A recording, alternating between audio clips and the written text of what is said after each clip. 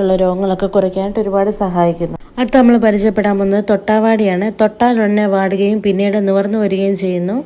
ശ്വാസകോശ സംബന്ധമായിട്ടുള്ള പ്രശ്നങ്ങളൊക്കെ മാറുന്നതിനും അതുപോലെ തന്നെ രക്തശുദ്ധിയാകാനും കഫസംബന്ധമായിട്ടുള്ള പ്രശ്നങ്ങളൊക്കെ മാറാൻ ഒരുപാട് സഹായിക്കുന്നു. അടുത്ത നമ്മൾ പരിചയപ്പെടാൻ പോകുന്നത് സംസ്കൃതത്തിൽ ബല എന്ന പേരിൽ അറിയപ്പെടുന്ന ആയുർവേദ ഔഷധമായ കുറുന്തോട്ടിയെക്കുറിച്ചാണ്. ശരീരത്തിന് ബലം നൽകാൻ പേര് പോലെ തന്നെ ആയുർവേദത്തിൽ മറ്റൊരു ഔഷധമില്ലെന്ന് തന്നെ പറയാം. വാതരോഗത്തിനാണ് കൂടുതൽ പ്രയോജനം. അടുത്ത നമ്മൾ പരിചയപ്പെടാൻ പോകുന്നത് മിക്ക വീടുകളിലും കാണുന്ന ഒരു ഔഷധ സസ്യമായ തുളസിയാണ്. നമ്മുടെ ഇമ്മ്യൂണിറ്റി ബൂസ്റ്റ് ചെയ്യാൻ അതുപോലെ തന്നെ BP കുറയ്ക്കാൻ, ജലദോഷം, പനി, തലവേദന, തൊണ്ടവേദന അങ്ങനെ നിരവധി ഗുണങ്ങളുള്ള ഔഷധ സസ്യമാണ്. അടുത്ത് നമ്മൾ എടുത്തിരിക്കുന്നത് വീട്ടുവൈദ്യത്തിലെ മെയിൻ താരമായ പനിക്കൂർക്കയാണ് എടുത്തിരിക്കുന്നത്.